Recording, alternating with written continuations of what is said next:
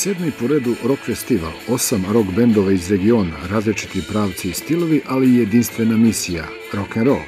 Sve su to dokazali mladi, ali iskusni rokeri na letnjoj pozornici Belopalanačkog vrela. Rock sastav Eastern Gate na najbolji način predstavio Dimitrovsku rock scenu. Za radio televiziju Cariud govore Božidar Lenkov, Dejan Pejčev, Petra Jovanović i Filip Vučić. Ovde smo po, ja mislim, 5. put. Pa kao svake godine bilo je fenomenalno i veoma mi se dopalo. Festival je uvek zabavan, uvek okupi mlade ljude iz regiona i uvek bude dobra svirka, šta vam kažem. Evo, ove godine utisci su fenomenalni. Malo, bilo je nekih sitnih propusta, ali generalno mi smo oduševljeni. I naravno i sledeće godine će nas pozvati da učestvujemo. Ja sam inače novi član Eastern Gate i drago mi je što sam deo njih i nadam se da ćemo sledeće godine ponovo doći ovde. Sve u svemu bilo mi je super. Bilo je više nego dobro, znači druženje sa drugovima, sa vršnjacima, sećanje na rock kulturu ranih godina.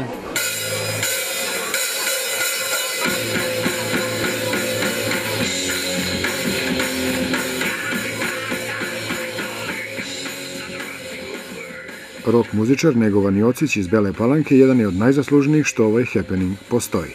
Možemo da kažemo da smo zadovoljni nastupom. Grupa večeras bila je to što je najvažnije, veoma interesantna i vesela atmosfera je bila. To smo mogli da vidimo i po reakciji publike. Za Zorana Petrovića iz pirotskog Pedro Blues benda i Dejana Dinića iz udruženja Balkan Rock iz Niša, to je pravi način da se rock'n'roll sačuva na ovim prostorima. Još u vreme 60. i 70. godine Palanka imala već dobre bendove i stare, znači koji svirali pravi rock'n'roll i da se taj rock'n'roll vraća i da će biti bolje i da treba više grupa koji će svirati i metal i blues i rock. Pošto ja kao Pedro Blues Band sviram blues, više bi trebalo i bluza da bude i pravog hard rocka. Ovo je jedno lepo veče, jedna prilika da se na jednom mestu skupe svi bendovi iz ovog regiona. Bilo mi je čast da pomognem ovu organizaciju, već nekoliko godina Balkan Rock radi, dovede nekoliko benda iz Niša. Mislim da su svi zadovoljni sa večerašnjim izborom. Mislim da je ovo festival koji treba održavati u budućnosti. Znamo da treba već 7 godina i trebamo ga gurati i dalje, jer ovo je jedan od retkih festivala u ovom delu Srbije koji se bavi ovom vrstom muzike.